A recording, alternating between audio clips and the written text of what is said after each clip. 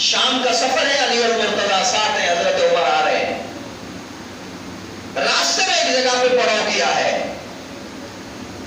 حضرت عمر رضی اللہ تعالیٰ نے حضرت علی اور مرتضیٰ سے فرمایا کہ آپ یہاں قافلے والوں کے ساتھ ٹھہرے، میں ذرا اس بستی کا چکر لگا کے آتا ہوں، دھیان رکھنا ہے اس بات پہ ذرا کہ وہ کیسے لوگ تھے، چکر لگا کے آتا ہوں۔ حضرت سیدنا عمر رضی اللہ تعالیٰ نے ایک خیمے کے اندر گئے، چھوٹی سی جھوپڑی تھی، اس میں داخل ہوئے تو ایک بوڑھیا بیٹھی تھی۔ حضرت عمر نے جا کے سلام کیا، سلام کرنے کے بعد پوچھنے لگے کہ اماں جان آپ کو پتا ہے؟ اس نے کہا جی کس بات کا؟ کہنا عمر امیر المومنین بن گیا، مسلمانوں کا خلیفہ بن گیا ہے۔ اس نے کہا ہاں پتا ہے، میں نے سنا ہے، لیکن میں اللہ سے یہ دعا کرتی ہوں کہ اے اللہ میری طرف سے عمر کو خیر نہ پہنچے۔ جب حضرت عمر رضی اللہ تعالیٰ نے یہ سنا ہے تو چہرے کا رنگ ذرا سا اڑ گیا، تو یہ کیا بات ہے کہ یہ میرے لیے دعا ہی نہیں کرتی؟ حضرت عمر نے فرمایا اماں جان بات کیا ہے، کس لیے عمر سے ناراض ہے؟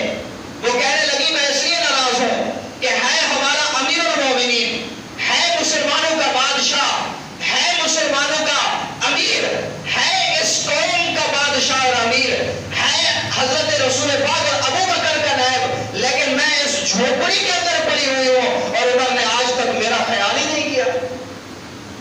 تو سیدنا عمر رضی اللہ تعالیٰ فرمانے لگے اماں جان 22 لاکھ مربع میل پہ ان کی حکومت پھیلی ہوئی ہے، حکومت کے امور ہوتے ہیں، سلطنت کے معاملات ہوتے ہیں، قافلوں سے ملنا ہوتا ہے، جہاد کے لیے محاذ قائم کرنے ہوتے ہیں، عمر تیری اس جھوپڑی میں کیسے آئے گا؟ اسے کیسے پتہ چلے گا کہ تیرے اوپر کیا حالات گزر رہے ہیں؟ اس بڑھیا نے کہا اگر وہ میرا پتہ نہیں کر سکتا تو پھر کرسی پہ بیٹھا کس لیے تھا؟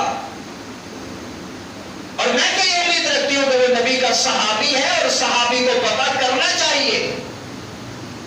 کل قیامت کے دن عمر ہوگا اور میں ہوں گی، اللہ کے دربار میں ہمارا فیصلہ ہوگا۔ حضرت عمر جتنا بڑے بہادر تھے، اس بات سے بہت زیادہ ڈرتے تھے کہ اللہ کی بارگاہ میں کل مجھے کوئی سوال کے لیے کھڑا کر دے۔ حضرت عمر نے فرمایا اماں جان ذرا یہ تو بتائیں کہ آپ کیسے راضی ہوں گی کہ کل قیامت کے دن عمر کو اللہ کی عدالت میں پیش نہ کرو؟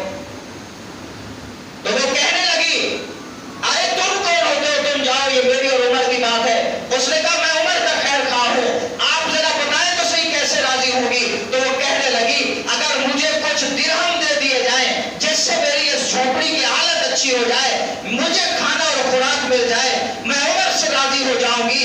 حضرت عمر نے جیب سے تھیلی نکالی، ابھی عمر اسے پیش ہی کر رہے تھے کہ علی اور مرتضیٰ ڈھونڈتے ڈھونڈتے آئے ہیں۔ جب دیکھا عمر بیٹھے ہیں، علی اور مرتضیٰ نے کہا السلام علیکم یا امیر المومنین۔ اب جب بڑھیا نے یہ جملہ سنانا تو ایک رنگ چہرے سے جائے اور ایک رنگ آئے۔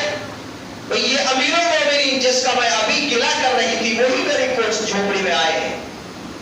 جب وہ ڈرنے لگی نا تو عمر نے فرمایا اماں ڈرنے کی ضرورت نہیں، تو نے جو کہا ٹھیک کہا، میری ذمہ داری تھی، اور اب یہ کہو، یہ بات بتاؤ کہ کل اللہ کی عدالت میں مجھے گھسیٹو گی تو نہیں، پیش تو نہیں کرو گی نا؟ اس بڑھیا نے کہا یا امیر المومنین یہ ہو ہی نہیں سکتا کہ تم اتنا دور سے چل کے میرے پاس آئے ہو کہ میں اللہ کی عدالت میں تیرے لیے مقدمہ دائر کروں۔ یہ تھے صحابہ کرام، یہ تھا ان کا ایمان۔ تو ہمیں بھی ان کی اقتدا کرنی چاہیے، ان جیسا ایمان بنانا چاہیے۔ تو پروردگار عالم سے دعا ہے کہ اللہ مجھے آپ کو عمل کرنے کی توفیق عطا فرمائے۔ حضرات سنت